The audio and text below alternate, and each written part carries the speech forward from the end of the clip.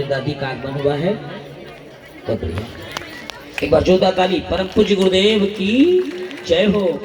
साथियों, जिन्होंने धर्म की ज्योति को अलौकित रखा, हमारे परम पूज्य मिश्रा जी, परम आदरणीय स्वर्गीय श्री मुरारी जी मिश्रा जी की धर्म भारिया हमारी माता जी हमारे बीच उपस्थित हुई हैं।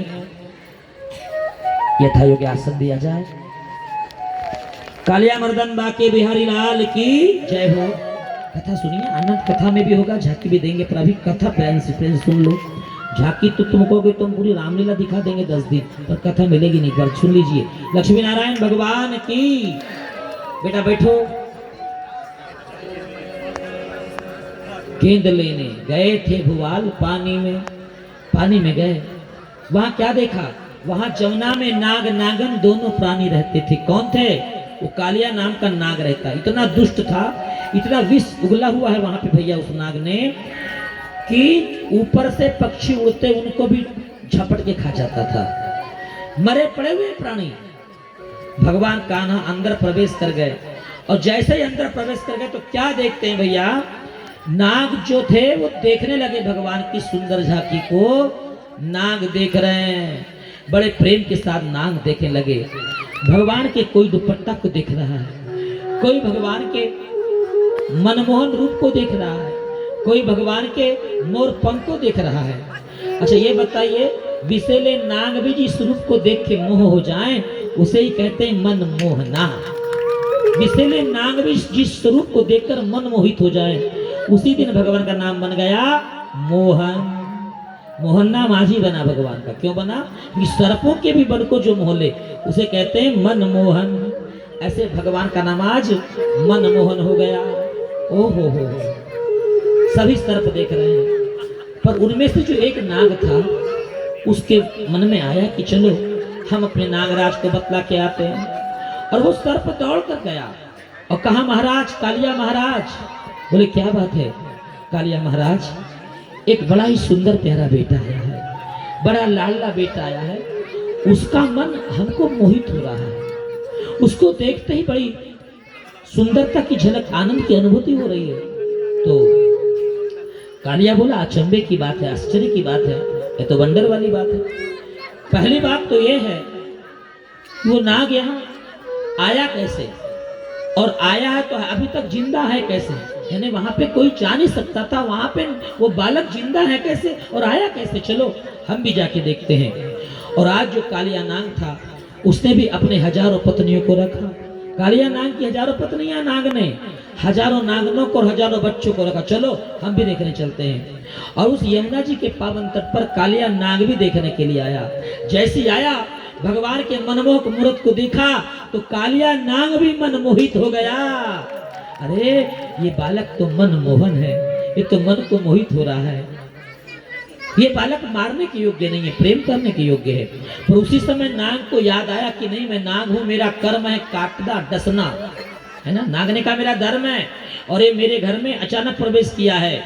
यदि इसे डसूंगा नहीं मारूंगा तो संसार के लोग कहेंगे कालिया नाग ने अपना धर्म बदल दिया है। मेरे साथियों, सबको अपने अपने धर्म की चिंता होती है। बोले कालिया नाग ने अपना धर्म बदल दिया, संसार के लोग कहेंगे। तो आज कालिया नाग क्या किया? झपट पड़ा, बालक पे झपट पड़ा, और ऐसा झपटा कि छोटे से मेरे बाके बिहारी लाल कन्हैया को 100 फन वाला नाग झपटना प्रारंभ कर दिया। लपेट गए भगवान। जब लपेटे, भगवान जान गए कि अब लपेट रहा है, क्या किया जाए? तो हनुमान जी महाराज को याद किए। जस जस सुर सा बदन बढ़ावा, बदन बढ़ावा, तासु तून कपि रूप दिखावा। हनुमान जी महाराज को याद किए।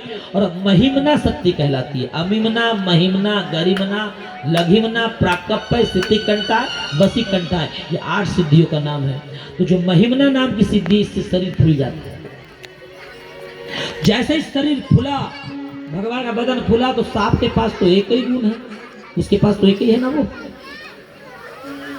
अपनी फन सांप ने निकाला, और सर्प के चमड़ी से, साथियों त्वचा से रक्त की धारा बहने लगी। और जो रक्त की धारा जब गिरने लगी पांवों पे तो मानो ऐसा लगता था कि देवता भगवान के चरणों में फूलों की वर्षा कर रहे हैं। अब साहब के पास तो एक ही गुण है, हंस भी रहा है तो फू, प्रेम भी कर रहा, वाह जगदीश भैया बड़ा आनंद आया, फू, प्रेम में भी फू, गुस्से में फू। जैसे ही फू का निकाला भगवान नारायण फन पर चढ़ गए, और जिस फन पर चढ़े उस फन पर खड़े होकर ताता थैया भगवान नाचने लगे, नृत्य करने लगे। जब भगवान ने नृत्य करना प्रारंभ किया ता सौ तौ ते तम तौ तां तेन ताभ्याम तय तस्मै ताभ्याम तेभ्यतस तयोति साम दशमिन तयो तैसु। कारक रचना पूरी हो गई। संस्कृत मैडम बैठी सामने, अपने को नहीं आता। सात तौ ते तम अहम आवम वयम, सारी कारक रचना बोल गए। जब कूदना प्रारंभ किए तो जिस फन पर खड़े होते वो फन टूट जाती है ना। अब वहां पे नाग ने खड़ी हुई थी, नाग ने बोलती न्यायो ही दंडः कृतस्ताययं खल निग्रह दीपो सुतान प्रियं तुल्यः फलमेवानुशासनम। तब नाग ने कहने लगी हे प्रभु हम आपको जानते हैं कि जन्म जन्म प्रभु जतन कराही जतन कराई अंतरा कही आवत राही जन्म जन्म मुनि जतन कराई अंतरा कही आवत नागरों ने कहा प्रभु आप बड़े दयालु हो, हम बड़े भाग्यवान हैं, एक नहीं कई जन्म लग जाते हैं तो परमात्मा तुम्हारे चरणों की धूल को संसार तरसता है। भगवान हमारे पति पर थोड़ी दया कर दो, हम आपके चरणों के रज को अपने माथे पे लगाना चाहते हैं। प्रभु आपका अवतार ही दुष्टों के दमन के लिए हुआ है। क्यों हुआ है? हुआ है ना, यदा यदा ही धर्मस्य ग्लानिर्भवतु भारत, जब जब धर्म करा है तब तब आते हो। प्रभु आपका अवतार ही दुष्टों के दमन के लिए हुआ है। पर हे प्रभु हमारे स्वामी जी जरा कमजोर हैं, ज्यादा मत नाचो नहीं तो उनकी गर्दन टूट जाएगी। आप बड़े दयालु हो, आप पर हम विश्वास करती हैं। तो भगवान नारायण ने बोला कि क्या बात है, मैं तुम्हारे पति की मर्डर कर रहा हूँ, मार रहा हूँ, खत्म कर रहा हूँ और तुम हमें कहती हो बड़े दयालु हो। मैं क्यों तुम्हें दयालु दिख रहा हूँ? बताओ गोपियों, बताओ बताओ नागनो।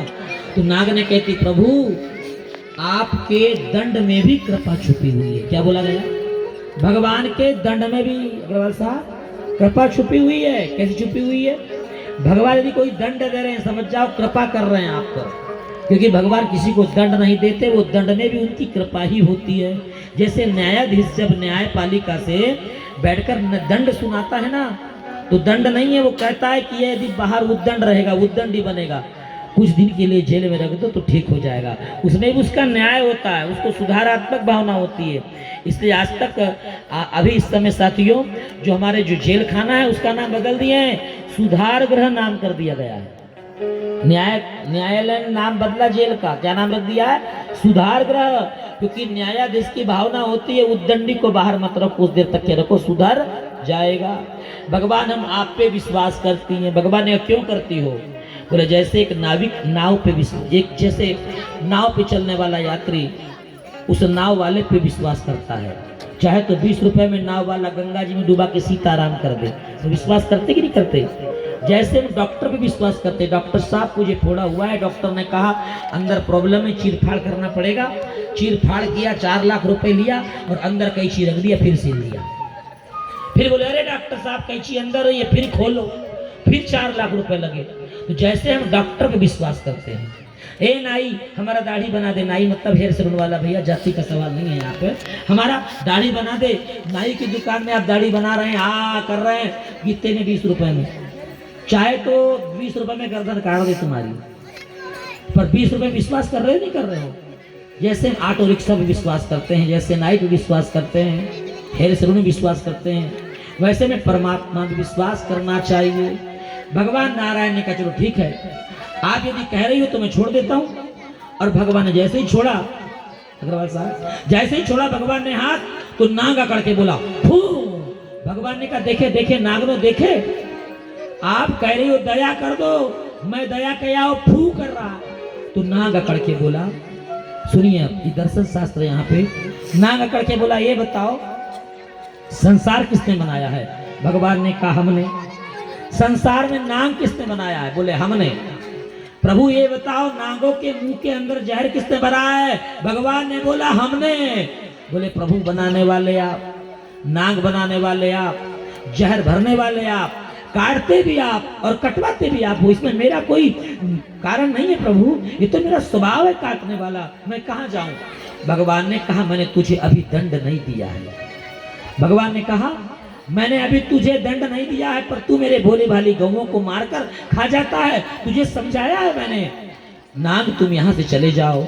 नाग बोला मैं प्रभु कहाँ जाऊं, किसका होके रहूं, हैं? मुझे लोग मार डालेंगे। नाग पंचमी के दिन तो नाग देव बाबा, नाग देव बाबा, और धोखे से कथा सुनने आ गया तो लोग कमर तोड़े बगैर रखते नहीं। भगवान